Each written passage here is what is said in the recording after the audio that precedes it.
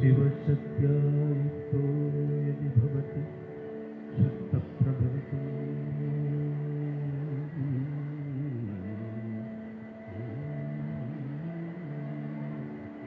न चेदेवं देवो खलु कुशलदस्पन्दुजिनवी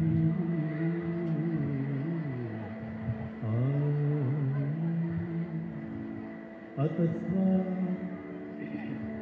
आराध्यां हरिहरविरिञ्चादिभिरवि प्रणन्तुं स्तोतुं वा कथमकृतपुण्यः प्रभवति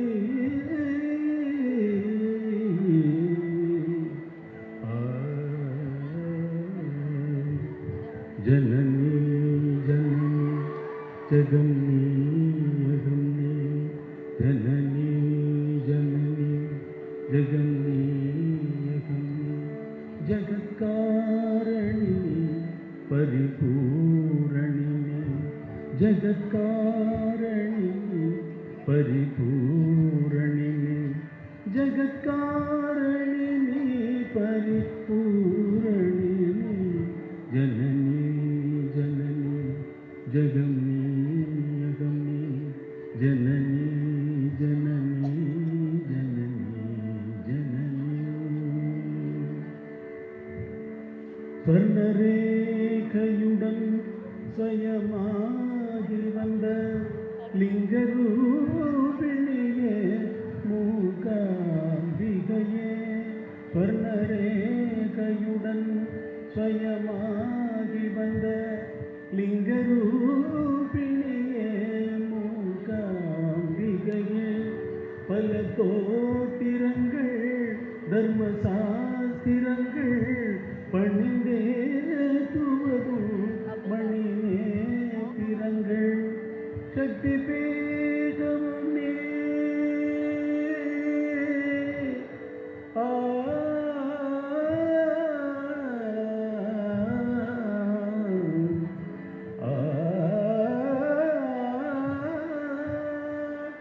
शक्ति पीठमुन्नी सर्वमोक्षमुन्नी शक्ति पीठमुन्नी सर्वमोक्षमुन्नी शक्ति पीठमुन्नी सर्वमोक्षमुन्नी जननी जननी जगम्नी अगम्नी जगत्कारिणी परिपूरणिनी जगत्कारिणी परिपूरणिनी जननी जननी जगम्नी अगम्नी जननी जननी जननी जननी जननी जननी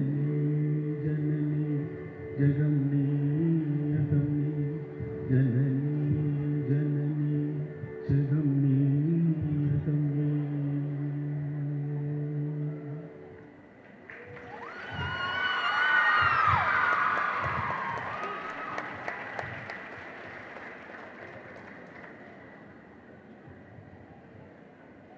ஒரே ஒரு ஷட்ஜமம் பாடினா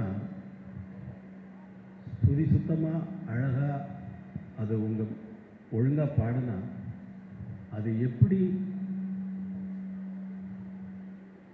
நம்மையெல்லாம் கட்டி போடுது பார்த்தீங்களா? நான் சுதி சுத்தமாக பாடினனோ இல்லையோ தெரியல, எனக்கு தெரியல. ஏன்னா உங்களுடைய சத்தங்களில் இவ்வளவு நேரம் நீங்கள் சத்தம் போட்டுக்கிட்டே இருந்தீங்க, உங்கள் சத்தமெல்லாம் போன இடம் தெரியல. நேராக இந்த பாடல் வந்து உங்களுக்கு செவி வழியாக உங்கள் உள்ளத்தில் புகுந்து உங்கள் உயிரோடு கலந்து அது என்னுடைய உயிரோடு என்னுடைய ஆன்மாவோடு கலந்து விட்டது என்பதை நான் பரிபூரணமாக உணர்கிறேன். நான் சொல்கிறது சத்தியமா? நான் சொல்கிறது சத்தியம்தானே? அதுபோல் இசையினுடைய மகத்துவம் அந்த மாதிரி.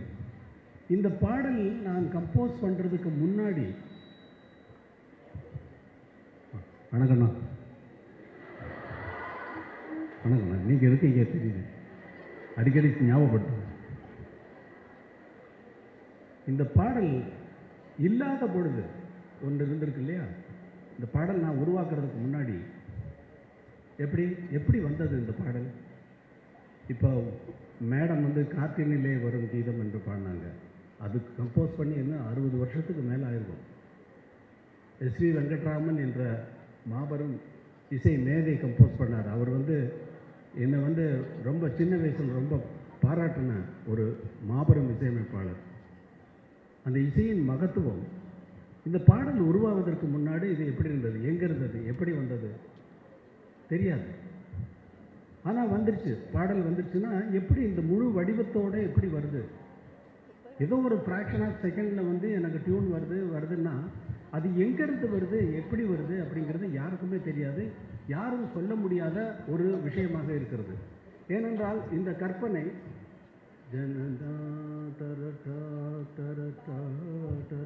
ங்கிற ஐடியா நினிசா வர சொர அமைப்புகள் உடைய இந்த ஐடியா, இந்த ஃப்ரேஸு எங்கே இருந்தது, எப்படி வந்தது என்பது ஆராய்ந்து பார்க்க போனால், ஆனால் வடிவமாக வந்துவிட்டது. வருவதற்கு முன்னால் அதற்கு வடிவம் இல்லை, வந்து பாடிய பின்னாலும் அதற்கு வடிவம் இல்லாமல் காற்றில் கலந்து உங்கள் இதயத்தில் கலந்து உங்கள் உயிரோடு கலந்து விட்டதால் அதற்கு இப்பொழுதும் மறைந்து போய்விடவில்லை. உருவான பின்னால் அது மறைந்து போய்விடவில்லை. அதனால் அதே போல நம் உடன் பிறந்தவர்கள், நமக்கு முன்னோர்கள், அவர்கள் மறைந்து போனாலும் அவர்கள் ஆன்மா நம்மோடு தான் இருக்கிறது என்பதை இங்கே நான் இதோடு ஒப்பிட்டு நான் குறிப்பிட விரும்புகிறேன். அப்போ இந்த பாடல் இசை எங்கிருந்து வருகிறது, நமக்கு எப்படி வருகிறது என்று நானாக யோசித்து பார்க்கும் பொழுது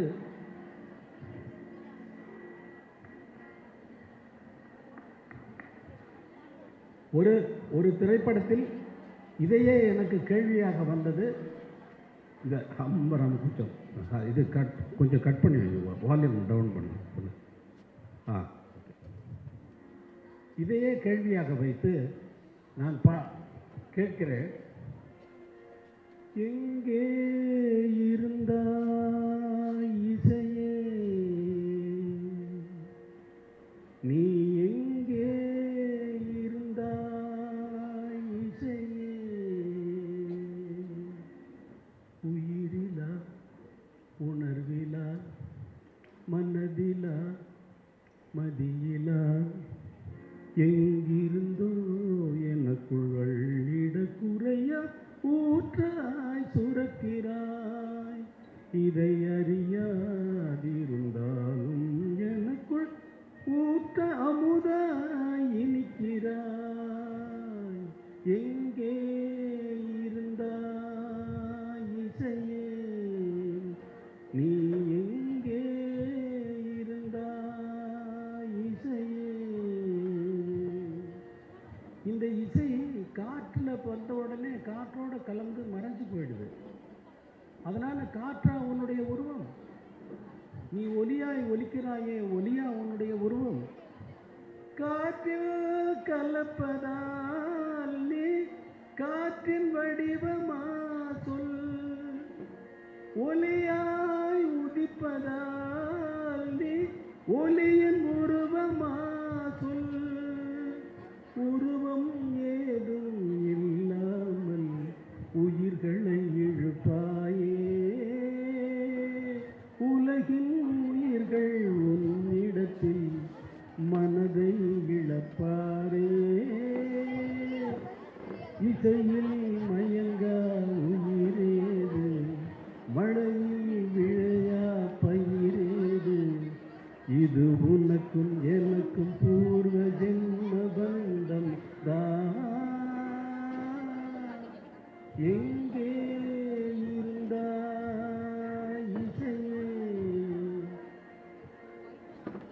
நீ எங்கே இருந்தாய் இசையே. இப்படி கேள்வியா கேட்டாலும் நமக்கு விடை காண முடியாத ஒரு கேள்வி இந்த கேள்வி.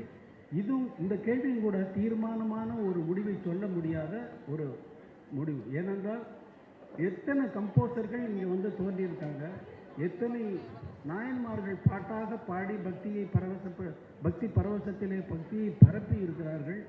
எத்தனை மாமேதைகள் இசைக்காக தியாகராஜசாமி, முத்துசுவாமி தீட்சிதர், கோபாலகிருஷ்ண பாரதியார், ஷியாமா சாஸ்திரிகள், இது போன்ற பெரிய பெரிய கம்போசர்கள் வந்து கம்போஸ் பண்ணி நமக்கு நிலையான ஒரு சங்கீதத்தை கொடுத்தாலும் மறுபடியும் இது எப்படி வருகிறது என்பது கேள்விக்குறியாகவே இருக்கிறது.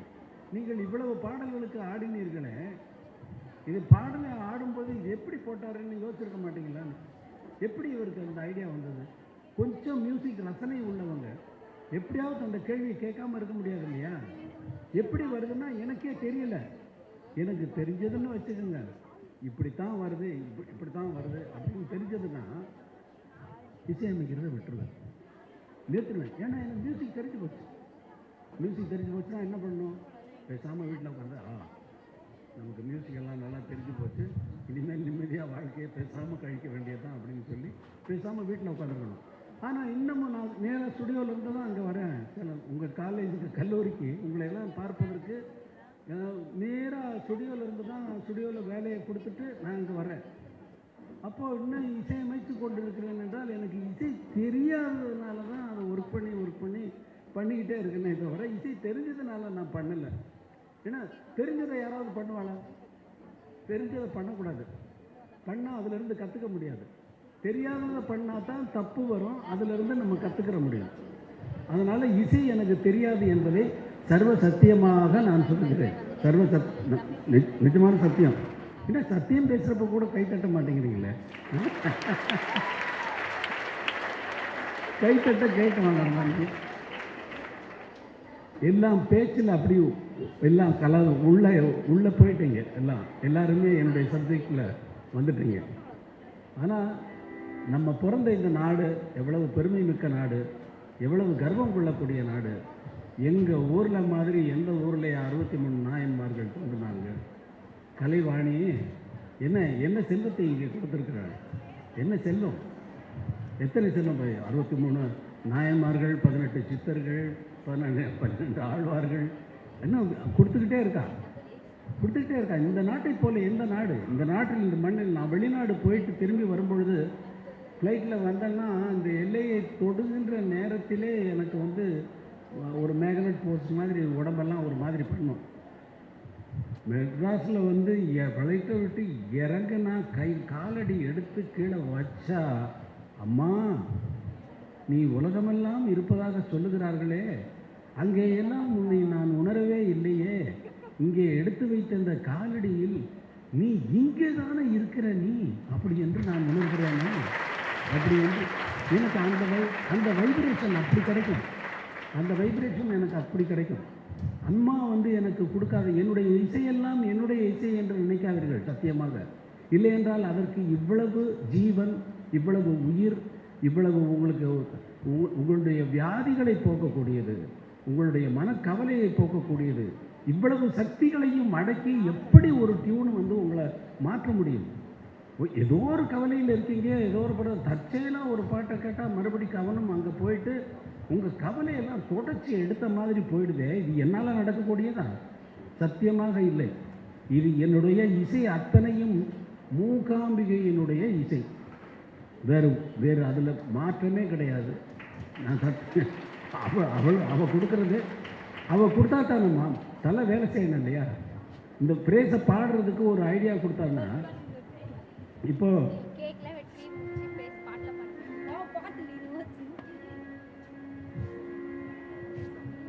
ஏதோ ஒரு ஐடியா வருது, இந்த ஐடியா அவள் கொடுக்கலைன்னா எனக்கு எப்படி வரும் அப்படிங்கிறது ஒரு கேள்வி.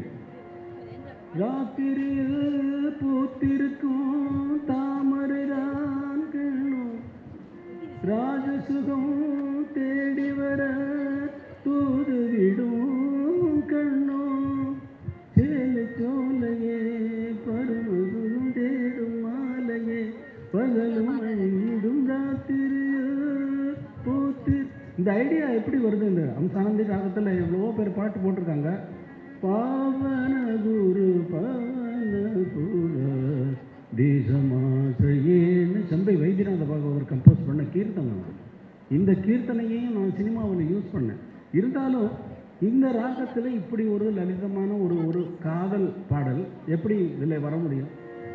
இதே பாடலை மாங்குயிலே பூங்குயிலே சேதி பொண்ணு கேளு மாலையிட போதும் அந்த நாள் இந்த நாள் அப்படி பாடலாம். ராத்திரியில் பூத்திருக்கும் தாமரைதான் பெண்ணே ராஜசுகம் தேடி வர தூது விடும் கண்ணோ ராத்திரியில் பூத்திருக்கும் மாங்குயிலே பூங்குயிலே. என்ன விஷயம்னா சந்தம் ஒன்று, ஆனால் அதை எடுத்துக்கொண்டு போகிற வேறு வேறு விதமாக அதை ஒரே வேலை தான். இது ஏமாத்து வேலை தான், ஏமாத்து வேலை தான். தெருவில் வித்தை காட்டுறான், எடுக்கிறான், தொப்பி குல்லாவை போட்டு மூடுறான், உள்ளே இருந்து ஏதோ ஒன்று மாம்பழத்தை வைக்கிறான், வச்சா மாம்பழத்திலேருந்து எடுத்தா புறா வருது. அவன் எப்படி பண்ணுறான்னு அவனுக்கு தெரியும், ஆனால் பார்க்குறவங்களுக்கு நமக்கு தெரியாது. அதை நான் எப்படி பண்ணுறேன்றது எனக்கு தெரியும், உங்களுக்கு தெரியாது. இதே ராத்திரியில் பூத்திருக்கும்.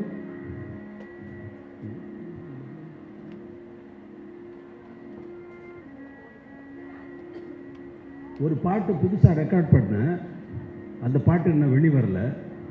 அந்த பாட்டு என்னன்னா, பார்க்குறப்போ பார்க்குறப்போ பச்சை புள்ள போல மற்றபடி சேட்டையெல்லாம் மன்மதனின் வேலை. பார்க்குறப்போ பார்க்குறப்போ பச்சை புள்ள போல மற்றபடி சேட்டையெல்லாம் மன்மதனின் வேலை. தேகம் இது தேனா தேடி வந்ததா மோகம் இது தீராத மோகம் இங்கு தீராதோ. பார்க்குறப்போ பார்க்குறப்போ பச்சை புள்ள போல மற்றபடி சேட்டையெல்லாம் மன்மதனின் வேலை. இப்படி ஒரு பாட்டு வந்தது. பாட்டு வந்தால் டைரக்டர் உட்காந்துருக்காரு, அசிஸ்டன்ட் டைரக்டர் உட்காந்துருக்காங்க. பாட்டு போட்டு வெறும் ட்ராக், பாட்டே நான் பாடலை, பாடாமல் வெறும் டியூன் மட்டும் போகுது. அவங்க ஒய்ஃப் பக்கத்தில் உட்காந்துருக்காங்க, அவங்க கண்ணீர் விட்டு அழுகிறாங்க. அவங்களால தாங்க முடியல, கையெல்லாம் நடுங்கிறது. நான் பாட்டை ப்ளே பண்ணிட்டு எப்படி சார் எங்களுக்கு வார்த்தையே இல்லை சார், இது என்ன பாட்டு தெரியுமான்னு கேட்டேன்.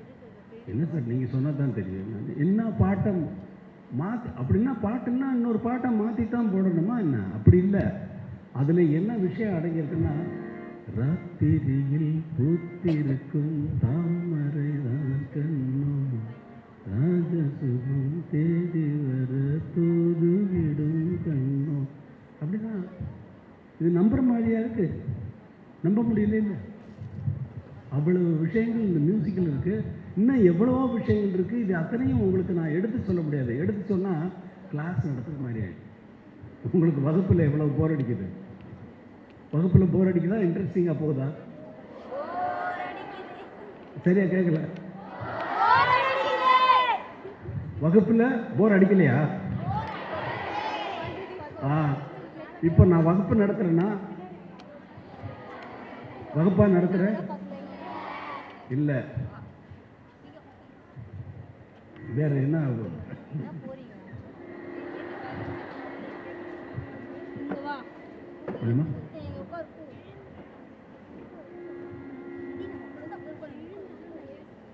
பாட்டு போடுறப்போ அதனுடைய வரிகள் வந்து ரொம்ப முக்கியமான இடத்தை எடுக்குது தன்னுடைய உணர்வுகளை சொல்வதில்.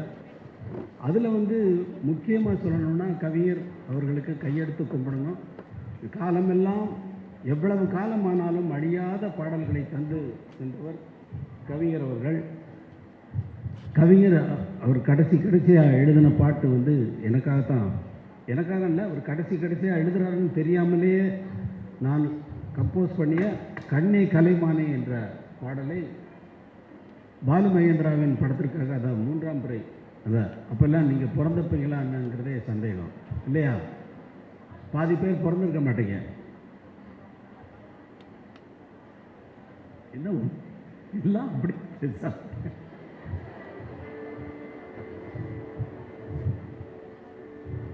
பாலுமகேந்திரா சார் வந்தார். அவர் பாடல் எழுதுகிற வேகம் இருக்கிற அந்த வேகம் உலகத்திலேயே யாருக்குமே கிடையாது. நான் வந்து திருவாசகத்தை இசையமைத்து கொண்டிருக்கிற நேரத்தில் பிராட்வே ஷோஸ் எல்லாம் வந்து பாடல் எழுதுகிற லிரிசிஸ்ட் ஸ்டீஃபன் ஸ்வாட்ஸ் அப்படிங்கிறவரோட ஒர்க் பண்ணுறேன். அவருக்கு திருவாசகத்தை முழுவதும் விளக்கி சொல்லிவிட்டு அவரை பாடலை எழுத சொன்னால் அவர் கேட்குறாரு, இப்படியே உங்களுக்கு டிரான்ஸ்லேஷன் வேணுமா அப்படின்னு கேட்டார். இல்லை, இதனுடைய சாராம்சத்தை எடுத்துக்கிட்டு நீங்கள் உங்கள் இஷ்டமாக நீங்கள் எழுதுங்க, நான் எங்கே ப்ளேஸ் பண்ணணும் அதை நான் ப்ளேஸ் பண்ணிக்கிறேன் அப்படின்னு சொன்னேன். அவர் எடுத்துக்கொண்ட மாதங்கள் என்னவோ 2-3 மாதங்கள் எடுத்துக்கொண்டார். ஆனால் கவிஞர் கண்ணதாசன் சொன்னவுடன் உடனே அடுத்த நிமிடமே பாடலை சொல்லிவிடுவார். பாலுமகேந்திரா சிச்சுவேஷன் சொன்னார். சொல்லி முடித்த உடனே டியூன் என்ன போட்டிருக்க அப்படின்னு கேட்டார்.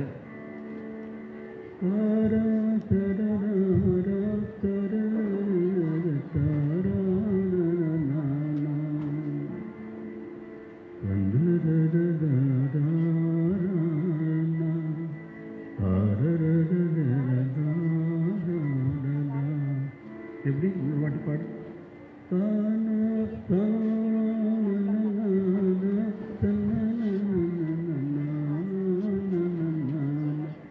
கண்ணே கலைமானே கண்ணிமையில் என கண்டேன் உன்னை நானே. அப்புறம் அந்திப்பகல் உன்னை நான் பார்க்கிறேன், அந்திப்பகல் உன்னை நான் பார்க்கிறேன். அப்புறம் ஆண்டவனை அதைத்தான் கேட்கிறேன், ஆண்டவனை அதைத்தான் கேட்கிறேன். ஆரிராரோ ஓராரிரோ ஆரிராரோ ஓராரிரோ. இப்படி சொல்கிற வேகத்தில் அந்த வார்த்தைகளை அள்ளி அள்ளி போட்டுக்கொண்டே போவார். ஒரு பாடல் ஒரு டூயட் பண்ணுறதுக்கு நாங்கள் கன்னட படத்துக்கு ஜிகே வெங்கடேஷனை நான் வந்து உதவியாளனாக ஒர்க் பண்ணிகிட்ருக்கேன். அப்போது ஒரு லவ் டூயட் பண்ணுறதுக்கு பண்ணிகிட்ருக்கோம். டியூன் கொடுத்தாச்சு. கவிஞர் வந்து டைம் எடுக்கிறாரு. ஒரு வாரத்துக்கு மேலாகுது. அது ஒரு வாரத்துக்கு மேலாகி அது போனதான் மறுபடியும் அதை எப்படியோ பாட்டு ரெக்கார்ட் பண்ணியாச்சு. அதே பாடலை வந்து இங்கே தமிழ் படத்தில் வந்து பொண்ணு ஊருக்கு புதுசு அப்படிங்கிற பொண்ணு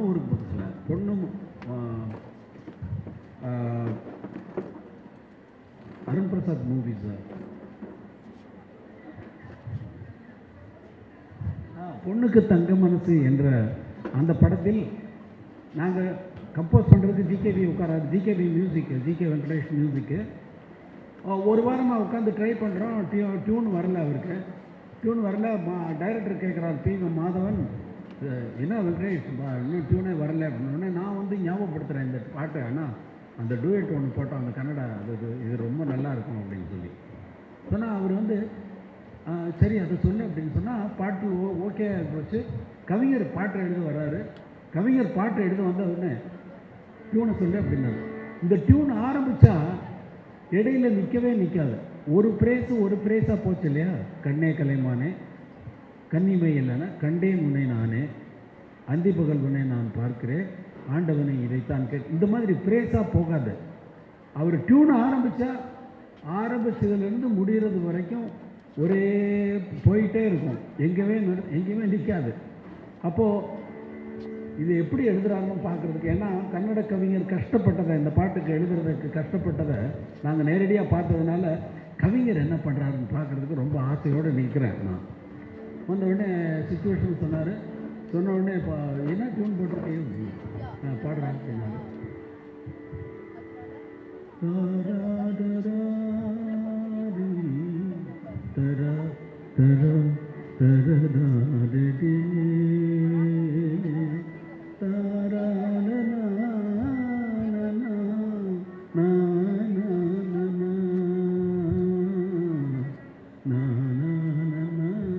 எங்கேயுமே நிற்கலை. தானா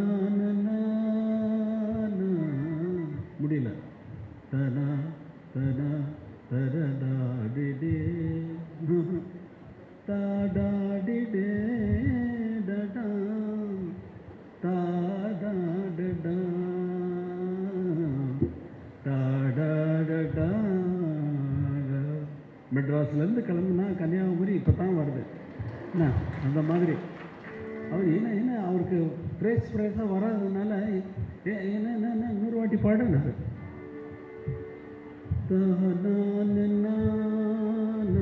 தேன் சிந்துதே வானம். சொல்கிறதுக்கு முன்னாடி சொல்கிறாரு தேன் சிந்துதே வானம். அப்புறம் தனா தனா தானா உன்னை என்னை தாலாட்டுதே, உன்னை என்னை தாலாட்டுதே. அப்புறம் மேகங்களே தரும் ராகங்களே ராகங்களே. அப்புறம் என்னாலும் வாழ்க என்னாலும் வாழ்க. தேன் சிந்துதே வானம் உனை என்னை தாலாட்டுதே. மேகங்களே தரும் ராகங்களே, மழையை வந்து ராகமாக சொல்கிறாரு.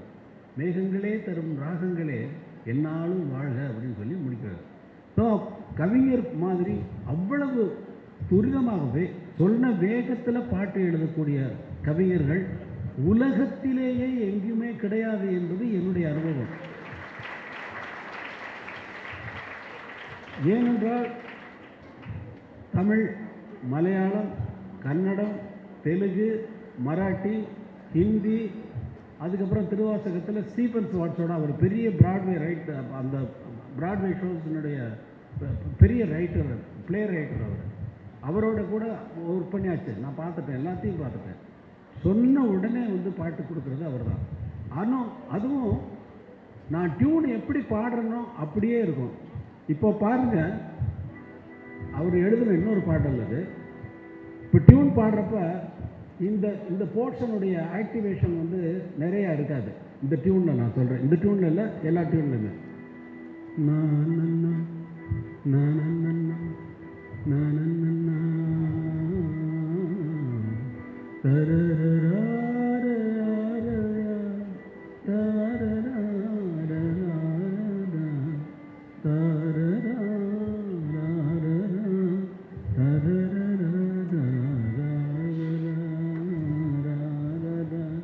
இப்போது வார்த்தை எழுதிட்டாரு. ஆயிரம் மலர்களே மலருங்கள், அமுத கீதம் பாடுங்கள் பாடுங்கள், காதல் தேவன் காவியம் நீங்களோ நாங்களோ நெருங்கி வந்து சொல்லுங்கள் சொல்லுங்கள். ஆயிரம் மலர்களே மலருங்கள். அதே குவாலிட்டி வாலி சார்.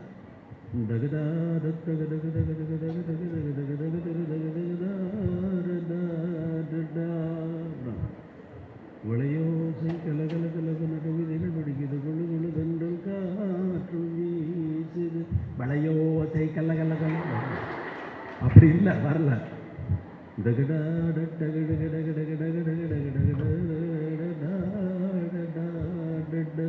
விளையோசை கலகல கலவன கவிதைகள் படிக்குது, கொழு கொழு தென்றல் காற்று வீசுது.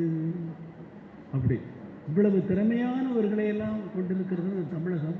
இந்த தமிழகம் இதற்காக நிறைய கர்வப்படலாம். கர்வ காரணங்கள் இந்த கலைஞர்கள் எல்லாம் கர்வ காரணங்கள். எதை வச்சு ஒரு நாடு வந்து கர்வப்பட முடியும்? யாரை வச்சு கர்வப்பட முடியும்? இத்தனை பேரை கொன்றான் இந்த மன்னன் என்பதை வைத்து கர்வப்பட முடியுமா? கர்வ காரணம் இந்த கலைஞர்கள் எல்லாம். கம்பனாகட்டும், பாரதியாகட்டும், இளங்கோவடிகளாகட்டும், யாராகட்டும். இப்போ சொன்னாங்களே மேடம், இங்கே சொன்னாங்களே வரிசையாக்கம், அத்தனையும் பாடாந்தரமாக இங்கே வந்து ஒப்பிக்கிறப்ப நான் வந்து அவங்கள வந்து ஆன்னு பார்க்குறேன். அந்த மாதிரி நல்லா எடுத்து சொன்னார்கள். இதெல்லாம் வந்து நமக்கு தமிழுக்கு உள்ள ஒரு பெரிய சிறப்பு. அதை கொண்டு போய் சேர்க்கக்கூடியது கல்லூரிகளினுடைய கடமை. அதை கொண்டு போய் மாணவர்களிடத்திலே, வருங்கால சந்ததிகளிடத்திலே ஒப்படைக்க வேண்டியது. அதனுடைய புனிதத்தை, அதனுடைய உயர்ந்த தன்மையை, உயர்ந்த பொருளை உயர்ந்த பொருள் என்று கண்டுகொள்ளாவிட்டால் இந்த பிறவியின் பயன் என்ன? உயர்ந்ததை உயர்ந்ததென்று கண்டுகொண்டு பாராட்டுவதில் என்ன என்ன உங்களுக்கு குறைந்து விட போகிறது? உயர்ந்ததை உயர்ந்தது என்று சொன்னால்தான் அடுத்தவனுக்கு புரியும். இல்லைன்னா அவனுக்கு புரியவே புரியாது. ஓ, தமிழ் மொழியா, இப்படியா, அப்படியா, இப்படியா, ஓ ஓ ஓ ஓ அப்படின்பா. ஆனால் இதை இப்படி சொல்லி இருக்கிறார்கள். திருக்குறள் மாதிரி ஒரு படைப்பு எங்கேயாவது இருக்கா உலகத்தில்? 7 சீர், 7 வார்த்தைகள், 7 வார்த்தையில் எவ்வளோ சொன்னாங்க? எனக்கு அது கூட அதிகம் என்று தோன்றுகிறது. கற்க கசடர கற்றவை கற்றவை நிற்க அதற்கு தக. எதுக்கு கற்க? எதுக்கு கசடர? அவ்வளோ போகிறோம். நீ கசடர கற்றுக்கொண்டாலே போதும் அல்லவா? அதுக்கப்புறம் என்ன நிற்க அதற்கு தக தேவையில்லையா? நீ ஏன் நின்றுவ? அதற்கு தக நீ நிற்பாய். கசடர கற்றுக்கொண்டால் நீ நிற்பது அந்த இடத்துல தான் நிற்பாய். கசடவே கற்றுக்கொண்டால் என்ன பண்ண முடியும்? கற்க எதற்கு? கசடு அற்று போகாங்கிறான். கற்றதெல்லாம் கசடுகள் என்றால் நாம் என்ன செய்ய முடியும்? அதனால் இந்த மாதிரி கல்லூரிகள் நல்ல நம்முடைய பொக்கிஷங்களை எல்லாம் வருங்கால சந்ததிகளை சேர்ப்பதற்கு சென்று சேர்ந்து அவர்கள் போற்றி பாதுகாக்கப்பட வேண்டிய முக்கியத்துவத்தை உணர்த்துவதற்காகத்தான் இந்த கல்லூரிகள் இருக்கின்றன என்பதில் நான் நம்பிக்கை கொண்டுள்ளேன். முழு நம்பிக்கையை வைத்திருக்கிறேன்.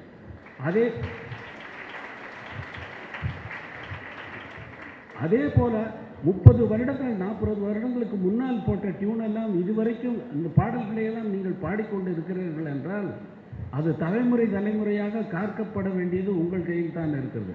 நீங்கள் காக்க வேண்டிய அவசியம் இல்லை. நல்ல பொருளை நாம் காக்க வேண்டிய அவசியம் இல்லை. அப்படி கஷ்டப்பட்டு காக்க வேண்டிய பொருள் இருக்க வேண்டியவோ அவசியமும் இல்லை.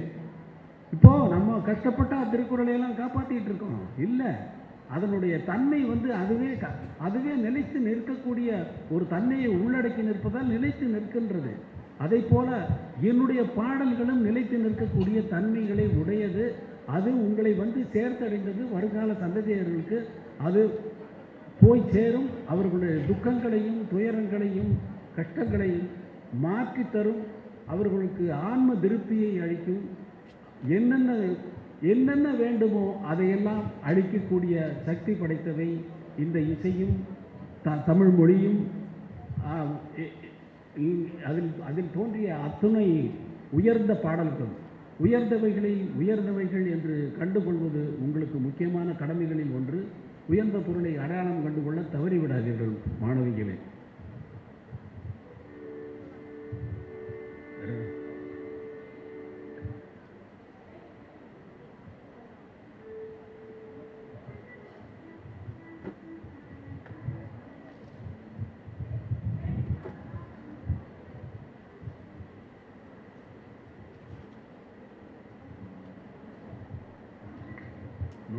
தாங்கள் பாடலின் இசை மெட்டுக்களை காதால் கேட்டு திளைத்திருக்கின்றோம். இன்று நேரிலே கேட்டு மெய்மறந்து இருக்கின்றோம் ஐயா. காண்பது கனவா நிஜமா என்று. ஆம் ஐயா, நிஜம்தான். இந்நாளில் எம் கல்லூரியில் தாங்கள் கால் பதித்தது எம் அனைவரின் வாழ்விலும் மறக்க முடியாத ஓர் பொன்னாள். இந்நாளை பொன்னாளாக்கிய இசைஞானி ஐயா அவர்களுக்கு எம் அனைவரின் சார்பிலும் நெஞ்சார்ந்த நன்றிகளை சமர்ப்பிக்கின்றோம்.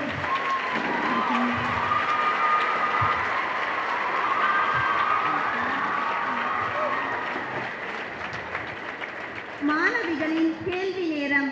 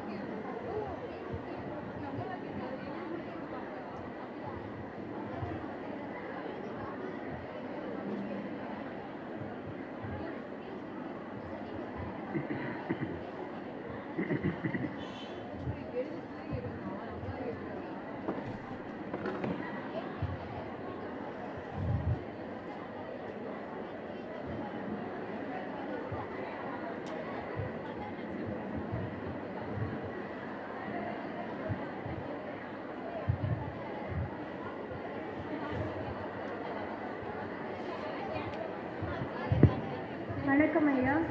உங்களுக்கு எந்த வயதில் இசையின் மீது ஆர்வம் ஏற்பட்டது? ரொம்ப சின்ன வயசுல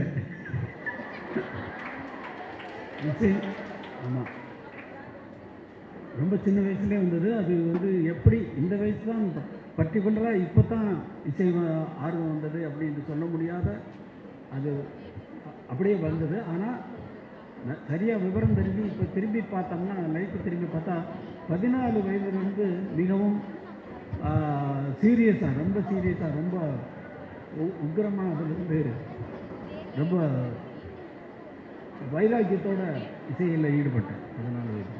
நன்றி ஐயா.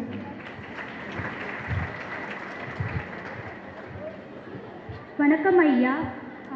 உங்களுக்கு பிடித்த ராகம் எது? மனோராகம். மனம்தான் அனைத்துக்கும் காரணம், மனம்தான் எல்லாவற்றுக்கும் காரணமாக இருக்கிறதால் மனதிலிருந்து எழக்கூடிய ராகங்களுக்கு கணக்கே இல்லை. அந்த ராகத்தில் நல்ல ராகம் கெட்ட ராகம் என்பதும் கிடையாது, எல்லாமே நல்ல ராகம்தான். ஆனால் ராகங்களில் ஏதாவது கெட்ட ராகம் நல்ல ராகம் இருக்கிறதா? இல்லை. ஆனால் பாடுறவன் பாடுறதுல வந்து ஐயோ கொண்டுட்டான்டா அப்படின்ற அளவுக்கு கை வைக்கிற அளவுக்கு பாடுறவங்க இருக்காங்க. எந்த ராகத்தையும் மனோராகம் வந்து மன தர்மப்படி இஷ்டப்படி அதை விட்டு வழுவாமல் பாடுவது மனோராகம். இசை அமைக்கும் போது எந்த ராகம் வந்து கடினமா இருக்கும்னு நீங்க நினைக்கிறீங்க ஐயா? எல்லா ராகமும் கடினமாக நினைச்சா கடினமானது, லேசா நினைச்சா லேசானது. நன்றி ஐயா. வணக்கம் ஐயா. உங்களை சிம்போனி இசை பற்றி கொஞ்சம் பகிர்ந்து கொள்ளுங்கள். அது சொன்னால் நீ புரிஞ்சுக்கிறக்கூடிய மனநிலையில் இருக்கையா? அது ரொம்ப முக்கியம். கேள்வி கேட்குறத விட கேள்வி கேட்குறவங்க சொல்கிற பதிலை புரிஞ்சு கொள்ளக்கூடிய மனப்பக்குவத்தில் இருந்தால் தான் நான் சொல்கிறது உனக்கு புரியும், நான் சொல்கிறதுக்கும் பிரயோஜனம் இருக்கும். அதனால் நன்றி ஐயா. வணக்கம் ஐயா. ஐயா, உணர்வுகளுக்கு ஏற்ற ராகம் இருக்கிறதா அல்லது நிகழ்வுகளுக்கு ஏற்றவாறு நீங்கள் ராகங்களை தேடுகிறீர்கள்? ராகங்களை நான் தேடுவதில்லை, ராகங்கள் என்னை தேடிக்கொண்டு வரும்.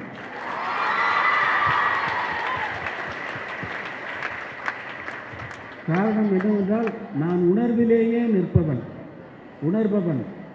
எந்த விஷயத்தை சொன்னாலும் அதை நான் உணர்ந்து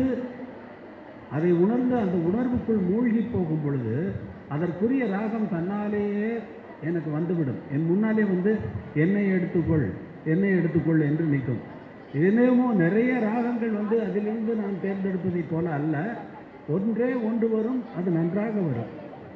நன்றி ஐயா. வணக்கம் ஐயா. உங்களோட தாய் மைக் பிடிச்சி மைக்கு நேராக வச்சு, மைக் சரியாக இருக்கு நேரம். வணக்கம் ஐயா.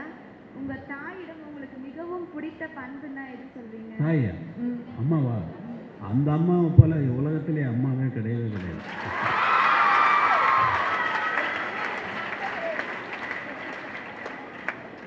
நானும் என் அண்ணன் பாஸ்கரும் சென்னைக்கு வருவதாக முடிவு செய்து, அம்மா நாங்கள் சென்னைக்கு போக வேண்டும், எங்களுக்கு காசு வேணும் என்று கேட்டால், வீட்டில் இருந்த ரேடியோவை 800 ரூபாய், அந்த நேரத்தில் 800 ரூபாய் பெருமானம் உள்ள ஒரு ரேடியோவை 400 ரூபாய்க்கு விற்று, இந்த 400 ரூபாயையும் எங்கள் கையில் கொடுத்து, போதுமாப்பா உங்களுக்கு அது என்று கேட்டு வழி அனுப்பி வைத்தார்கள்.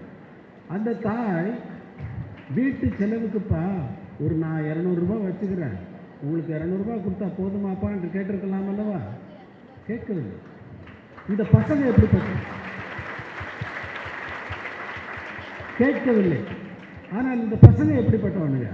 அவனுங்களும் சாதாரணம் அல்ல. 400 ரூபாயும் வாங்கிட்டு, அம்மா நீங்கள் வீட்டு செலவுக்கு என்ன பண்ணுவீங்க, இது ஒரு 50 ரூபாய் வச்சுக்கிறீங்களா அப்படின்னா அது கேட்டானுங்களா? கேட்கல. அது எங்களுக்குள் அம்மாவுக்கும் பிள்ளைகளுக்கும் அந்த உணர்வே இல்லை. பையங்க பணம் கேட்டாங்க, போதுமாப்பா என்று கேட்டு அந்த 400 ரூபாயை கொடுக்குறாங்க. போதுமாப்பான்னா இன்னும் வேணும்னு கேட்டால் எங்கேருந்து போவாங்க? கையில் இருந்தது அத்தனையும் கொடுத்து விட்டார்கள். இதை எந்த கல்லூரி தர முடியும்? இந்த பண்பை எந்த யூனிவர்சிட்டி கொடுக்க முடியும்? இதுதான் பண்பு, இதுதான் கற்றுக்கொள்ளப்பட வேண்டியது. அது என்னுடைய தாயிடம் நிறையவே இருந்தது. இப்படிப்பட்ட தாய்க்கு என்னுடைய மனைவி அவர்களுக்கு தேவையானது எல்லாவற்றையும் கவனித்து கொண்டு வருகின்ற நேரத்தில் முக்கியமாக நான் எங்கேயுமே சொல்லாத ஒரு விஷயத்தை இங்கே சொல்லுகிறேன். என் அம்மாவிற்கென்று நான் லட்சமாக சம்பாதித்து கொண்டிருந்த நேரத்தில் கூட ஒரு சிறிய நகையோ ஒரு காதணியோ ஒரு தங்கமோ ஒரு புடவையோ ஒரு துணிமணியோ எதுவுமே எடுத்து கொடுக்கவில்லை. அவர்களும் கேட்டதில்லை. ஒரே ஒரு முறை என்னிடம் வந்து, அப்பா எனக்கு கொஞ்சம் பணம் வேணுமாப்பா. அம்மா உங்களுக்கு எனக்கு எதுக்குமா பணம் அப்படின்னு நான் கேட்குறேன். இல்லைப்பா எனக்கு வேணும்ப்பா. எதுக்குன்னு தெரியல. எவ்வளோம்மா பணம் வேணும்? அவங்க ரொம்ப பெரிய தொகையை கேட்க போகிற மாதிரி நினச்சிட்டு தயங்கி இல்லைப்பான்னு ரொம்ப இழுக்கிறாங்க. சொல்லுங்கம்மா, பரவாயில்ல, சொல்லுங்க. ஒரு 2000 ரூபா பணம் வேணும்ப்பா அப்படின்னாங்க. எனக்கு பயங்கரமான உள்ளுக்குள்ள சிரிப்பு. என்னம்மா இப்படி கேட்குறீங்க? 2000 ரூபாயா அப்படின்னு ஆக்ட் பண்ணுறது. 2000 ரூபாய்ப்பா. ஆமாப்பா ரொம்ப கேட்டேனா? இல்லைம்மா 2000 ரூபாய் கொடுத்துட்டு சிரிச்சுட்டு போனேன். அந்த ஒரே ஒரு முறை தான் அது நடந்திருக்கிறதே தவிர என்னுடைய மனைவியை பற்றியோ எந்த குறையும் சொல்லாமல், மனைவிட்ட எல்லா பொறுப்பும் போயிடுதுன்னு வச்சுக்கோங்களேன். பொறுப்பு இப்பெல்லாம் போயிருக்கும் பொழுது, என்னப்பா நான் இருக்கிறப்ப எதுக்கு எல்லா பொறுப்பும் அவளே பார்க்கணும், நான் பார்க்குறேனே அப்படின்னு சொல்லியிருக்கலாம்ல. அந்த பண்பே இல்லை. அந்த மாதிரி ஒரு தாயை ஒரு சிறு குறை என் மனைவியை பற்றி என் அம்மா என்னிடம் முறையிட்டதில்லை. அதே போல் என் மனைவியும் என் அம்மாவை பற்றி எந்த வார்த்தையுமே சொன்னதில்லை. அவர்களுக்கு தேவையான எல்லாவற்றையும் செய்து கொண்டு வந்தார். என் அம்மாவிற்கு நான் அம்மா இருக்கும் பொழுதே, அம்மா இறந்து போனதாக எனக்கு படத்திலே சிச்சுவேஷன் சொன்னால், அந்த பொண்ணு போலாத்தா என்ன பெத்து போட்டா, என்ன பெத்தாத்தா கண்ணீரைத்தான் பார்த்தா, சொல்லி யாராது சொன்னா துயர் தீராது, சொல்லி யாராது சொன்னா துயர் தீராது, பொண்ணு போலாத்தா என்ன பெத்து போட்டா, என்ன பெத்தாத்தா கண்ணீரைத்தான் பார்த்தா. இதுதான் பொண்ணை கேட்கும் வாயில் ஒரு சேலை கட்ட ஆத்தா ஒரு நூலை கூட நானும் உனக்கு வாங்கி கொடுத்ததில்லைன்னு சொல்லி இதில் அந்த வரிகள் வரும்.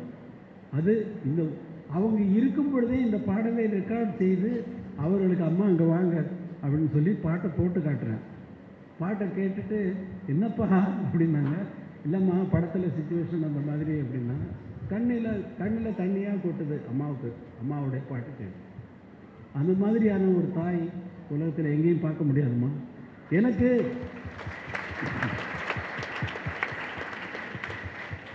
மாணவிகளே, நீங்களெல்லாம் தாய் தான். எனக்கு தாய் தான். நீங்கள் தாயாக போகிறீர்கள் அல்லவா? தாயாவீர்கள் அல்லவா?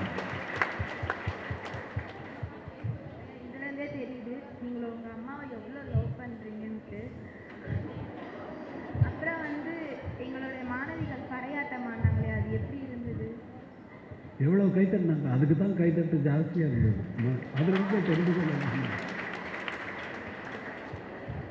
ரொம்ப நன்றி ஐயா. வணக்கம் ஐயா. நீங்கள் இதுவரை வாங்கிய விருதுகளில் நீங்கள் மிகவும் பெரிதாக மதிக்கக்கூடிய விருது எது ஐயா?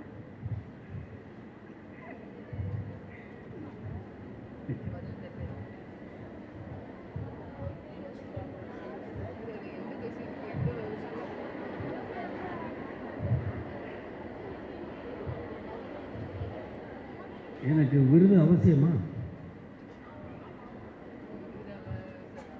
நான் உங்களுக்கு முக்கியமா? என்னுடைய விருது உங்களுக்கு முக்கியமா? நான் முக்கியமா? விருது முக்கியமா? நான் இருக்கேன், அவ்வளோ போதும்.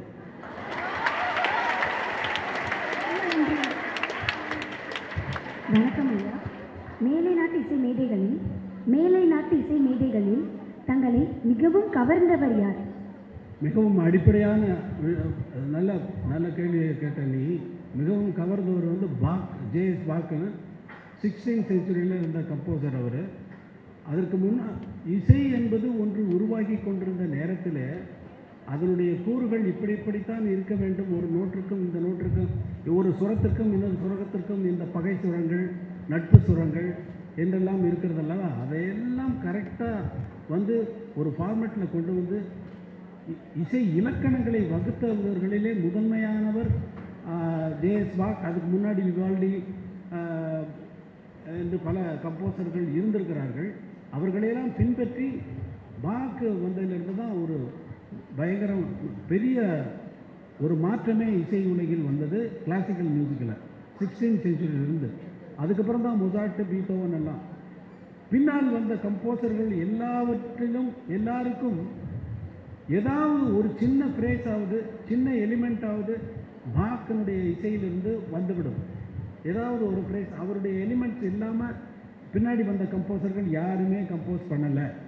அதனால் பாக்கு என்பவர் தான் எனக்கு மிகவும் பிடிக்கும். இத்தனை கம்போசர்களுக்கும் நான் சாஷ்டாங்கமாக விழுந்து நமஸ்காரம் பண்ணக்கூடிய மனநிலை எனக்கு இருந்தாலும், அத்தனை கம்போசர்களுடைய காம்போசிஷன்ஸையும் நான் வந்து கேட்டு கேட்டு கேட்டு உருகி போயிருப்பதாலும் அவர்களுக்கெல்லாம் ஆதாரமாக இருந்த பாக் அவர்களை, அதாவது செங்கல் இருக்கு வீடு கட்டிடலாம், ஆனால் செங்கலை கண்டுபிடிச்சான் பாருங்க ஒருத்தர், அவன் அந்த ஆள் பாக் அப்படிங்கிறது. நன்றி ஐயா.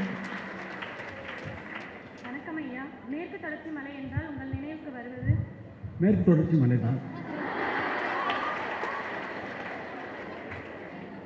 சரியா சொல்லிட்டு நான் பண்ணைப்புறம் எதிர்பார்த்தியா? எதிர்பார்க்கல. மேற்கு தொடர்ச்சி மலைன்னா மேற்கு தொடர்ச்சி மலை தான். அது அந்த மலையில் நான் நடந்திருக்கேன், ஏறியிருக்கேன். சின்ன வயதில் வந்து 7 வயதில் வந்து மலை உச்சிக்கு போயிருக்கிறேன் என்பது உங்களுக்கெல்லாம் தெரியாத விஷயம்.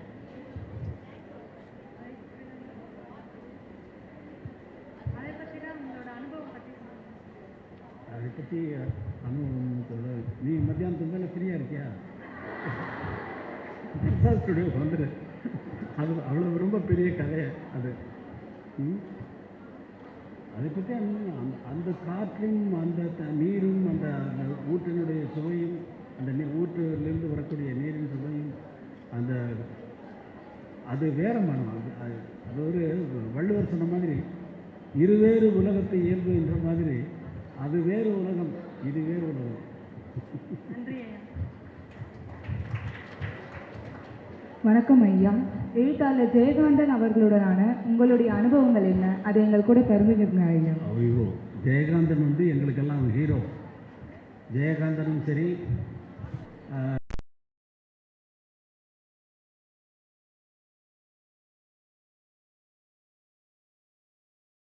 சினிமாவில் இசையமைக்கணும்னு சொல்லிட்டு ஊர்லேருந்து கிளம்பி வந்துட்டு எல்லாம் தங்கிட்டு வந்து ஒரு நாள் வந்து எல்லாரையும் பார்த்துட்டு இருக்கோம். இன்னும் செட் ஆகலை. வாடகை ரூமில் தான் இருக்கிறோம். வாடகை கொடுக்க முடியாத சூழ்நிலையில் சரி போய் பார்த்து எல்லாரையும் பார்த்துட்டு வரலாம்னு சொல்லிட்டு, ஜெயகாந்தன் முன்னாலேயே கம்யூனிஸ்ட் கட்சியில் இருக்கும் பொழுதே அவர் அறிமுகமானதனால் அவரையும் போய் பார்த்து விட்டு வரலாம் என்று நான், என்னுடைய அண்ணன் பாஸ்கர், டைரக்டர் பாரதி ராஜா தெரியும்ல உங்களுக்கெல்லாம்? கேள்விப்பட்டிருக்கீங்களா? அதான் பாரதி ராஜா 3 பேரும், நாங்கள் 3 பேரும் இணைபிரியாத நண்பர்கள். 3 பேரும் போனால் வந்து அவர் நுங்கம்பாக்கத்தில் ஒரு வீட்டில் இருக்கார். போன உடனே வாருங்கள் தோழர் என்பது கம்யூனிஸ்ட் கட்சிக்காரர்களுக்கே இருக்கக்கூடிய யாரை கூப்பிட்டாலும் அவர் பேரை சொல்லி தோழர் என்று சொல்லுவார்கள். என்ன தோழர் வந்த விஷயம் அப்படின்னு கேட்டால்,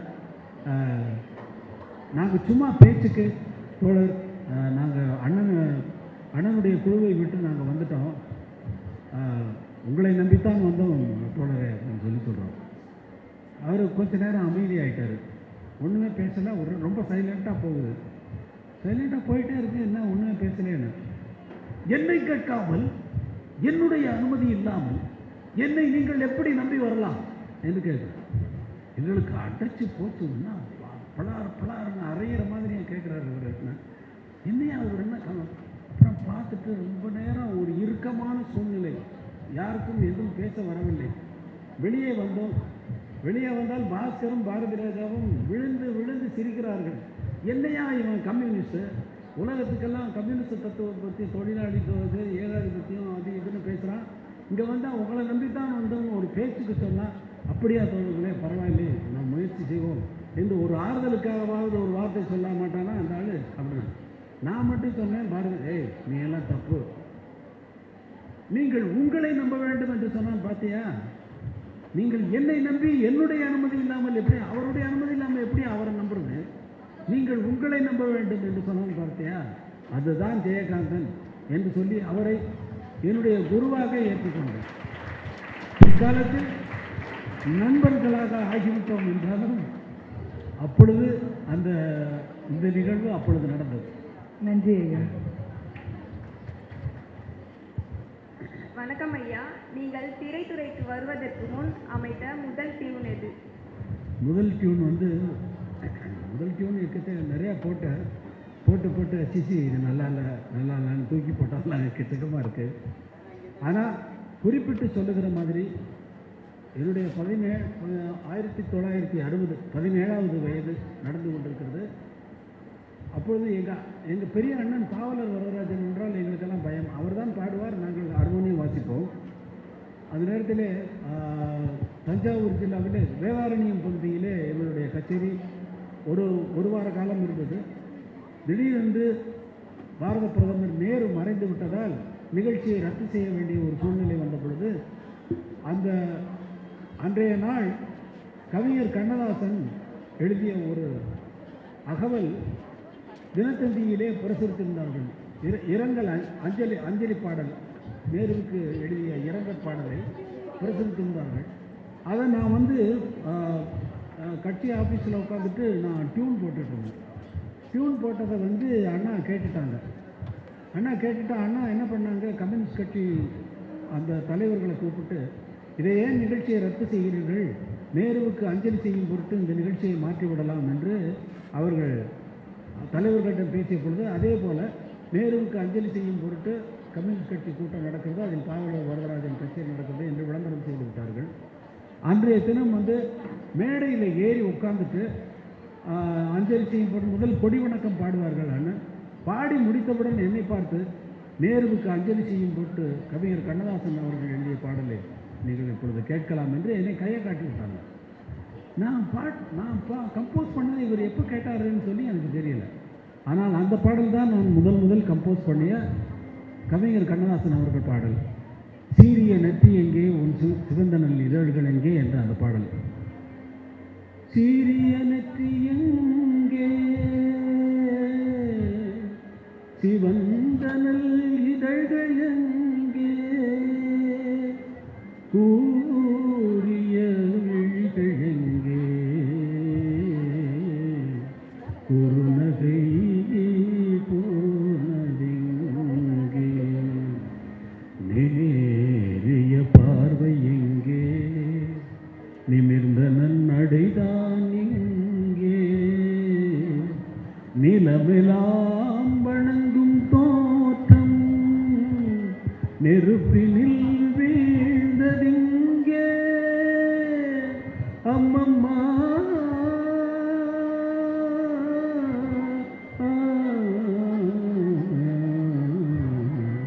அம்மம்மா என்ன சொல்வேன், அம்மம்மா என்ன சொல்வேன், அண்ணலை தீயிலிட்டார் பிள்ளையை தீயிலிட்டார், பிள்ளையை தீயிலிட்டார், அம்மம்மா என்ன சொல்வேன், அண்ணலை தீயிலிட்டார். இதுதான் நான் முதல் கம்போஸ் பண்ணிய 17வது வயதில் கம்போஸ் செய்த பாடல், கவிஞர் கண்ணதாசன் அவர்களின் பாடல். நன்றி ஐயா. எங்கேயோ கொண்டு போகிறீங்களே நீங்கள், உங்களை பிரசாத் ஸ்டுடியோ குறைச்சோன்னா பிரசாத் ஸ்டுடியோவே இங்கே கொண்டு வந்து வச்சுருக்கீங்க.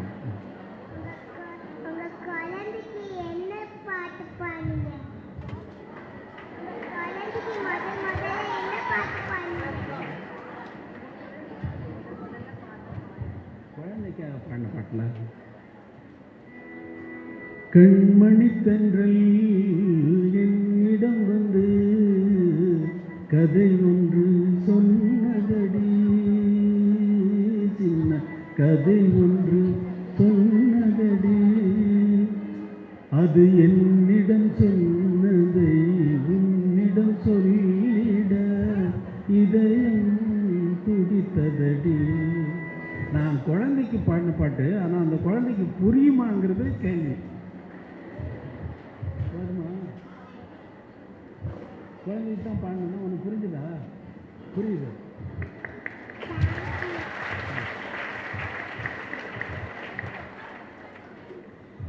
வணக்கம் ஐயா, உங்களுக்கு கற்றுக் கொடுத்த ஆசான்களை பற்றி கூறுங்கள்.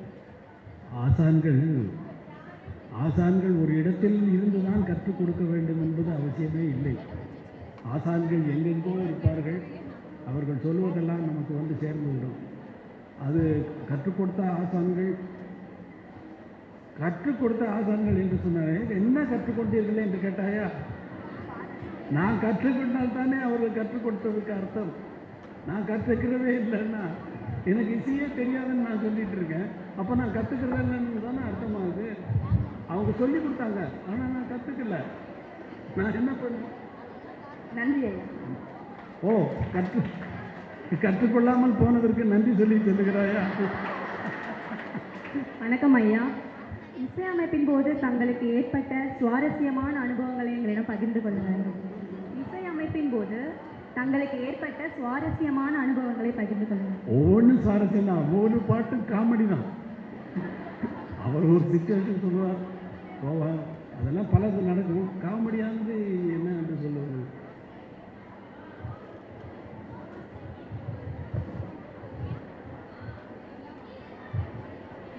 ஒரு மலையாள படத்திற்கு கம்போஸ் செய்யும் பொழுது என்எஸ் கிருஷ்ணனுடைய ஒரு டியூனை போட்டு அந்த இதை பாடலாம் அப்படின்னு சொல்லி பாட்டு எழுத சொன்னேன்.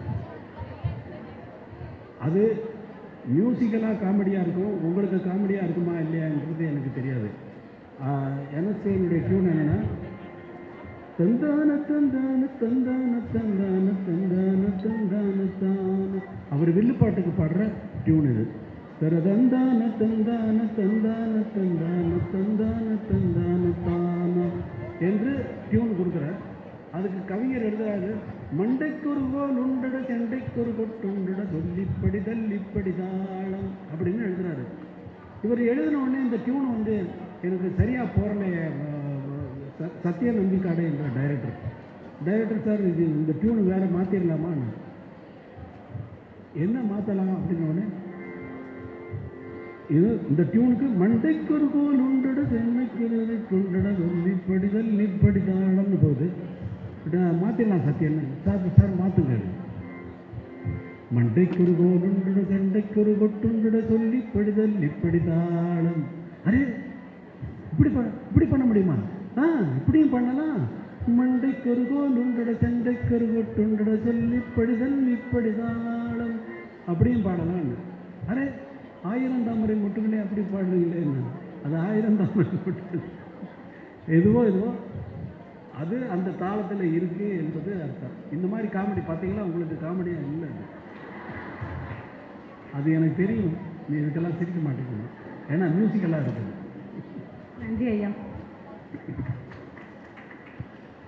வணக்கம் ஐயா, தங்களின் பார்வையில் ஆன்மீகத்தை பற்றி கூறுங்கள் ஐயா. ஆன்மீகம் என்பது பார்வை அல்ல, வாழ்வு, ஸ்பிரிட், பியூரிட்டி, எனர்ஜி.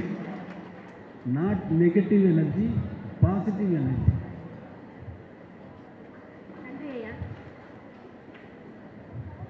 வணக்கம் ஐயா, எங்கள் மாணவர்களுக்கு உங்களுடைய அறிவுரை கூறுங்கள் ஐயா. அறிவுரை சொல்கிறது பெருசு இல்லை, அதை கேட்கறது தான் பெருசு. அதை கேட்டால் தான் சொல்ற அறிவுரைக்கு மதிப்பு.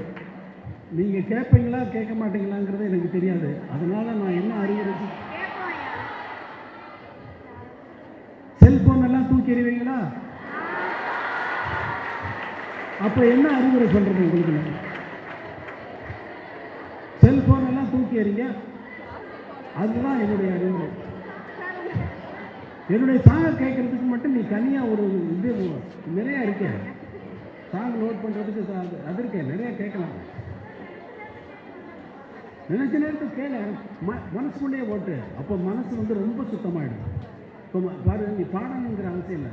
நீ கோயிலுக்கு போகிற, கோயிலில் போய் சாமியை கும்பிட்டு கற்பூர ஆரத்தி காட்டுற பொழுது உன் மனசை எங்கேயோ சுற்றிக்கிட்டு இருக்கும், தெருவெல்லாம் சுற்றி வரும், எங்கெங்கேயோ சுற்றும். ஆனால் ஏதாவது ஒரு பாட்டு, என்னுடைய பாட்டை அங்கே நினச்சிட்டு ஜனனி ஜனனின்னு எடுத்துக்கேன், பாட வேண்டாம், மனசுக்குள்ளேயே நினச்சிப்பாரு, மனசு அமைதியாகிடும், ஒரு தாட்டு வராது. அது கோயிலுக்கு போகிறத விட புனிதமானது. அதனால் நீ பாட்டை கேட்கணுன்ற அவசியம் உனக்கு ஒரு ஒரு எக்யூப்மெண்ட்டை வச்சுக்கிட்டு தான் நீ கேட்கணுன்ற அவசியமே இல்லை, ஒரு டிவைஸை வச்சுக்கிட்டு தான் கேட்கணுன்ற அவசியமே இல்லை. மனசுக்குள்ளேயே ஓட்டு ரொம்ப சுத்தமாகிடும். அது செல்ஃபோனை தூக்கி எரிஞ்சிட்டிங்கன்னு வச்சுக்கோங்க, உலகமெல்லாம் புரட்சிகரமாக ஆஹா தமிழ்நாடு வழிகாட்டுகிறது, தமிழ்நாடு வழிகாட்டுகிறதுன்றது பல நிகழ்வுகள் நடக்காமலே போயிருக்கு. நன்றி ஐயா. வணக்கம் ஐயா. எங்களுக்காக தென்றல் வந்து தீண்டும் போது அந்த பாட்டு மட்டும் பாடு.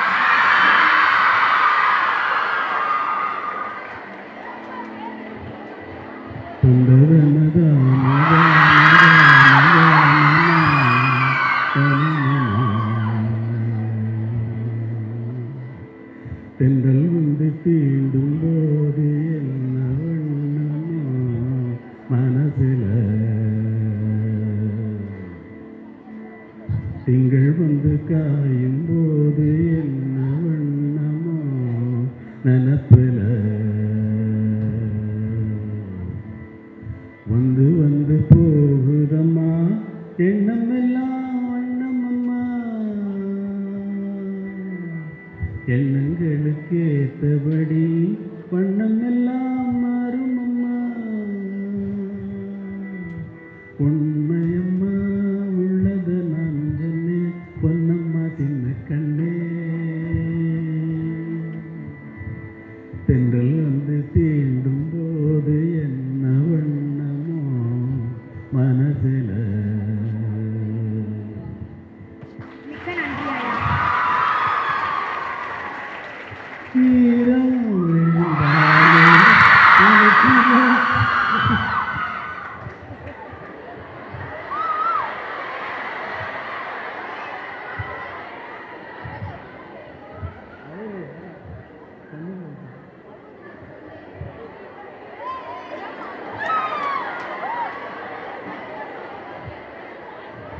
இது மாதிரி எத்தனை பேருக்கு வருது? எல்லாருக்கும் வரும். எல்லாருக்கும் வருதா? வந்ததுக்கு தென்பாண்டி சீமையில சாங் உங்க தாய்களுக்காக ப்ளீஸ்.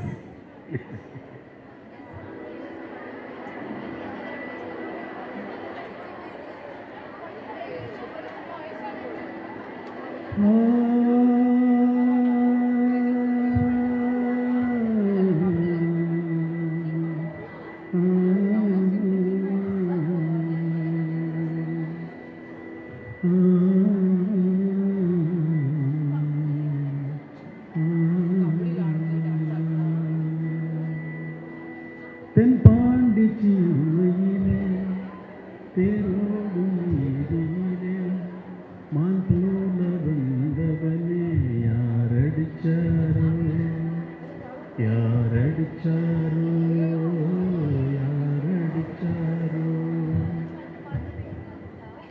வளரும் திரையே தேயாதே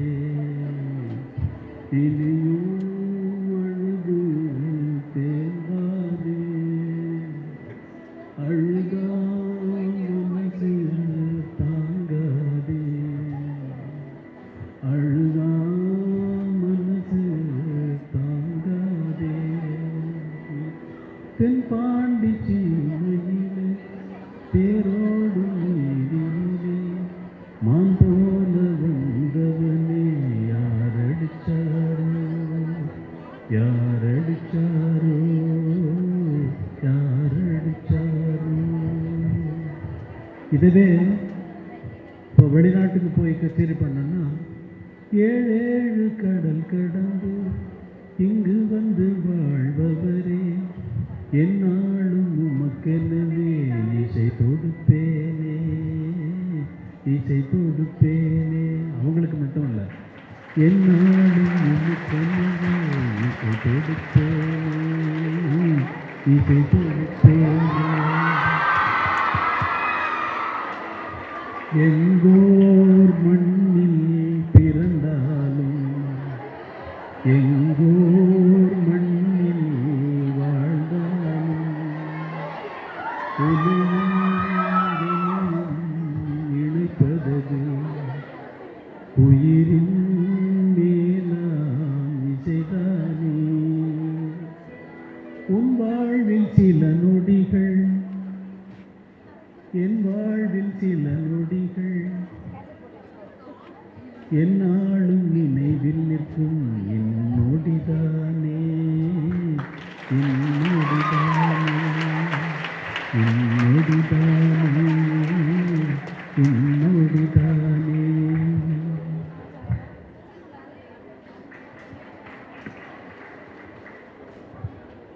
வணக்கம் ஐயா, எங்களுக்காக சொர்க்கமே என்றாலும் சாங்க கொஞ்சம் மாதிரி பாருங்க.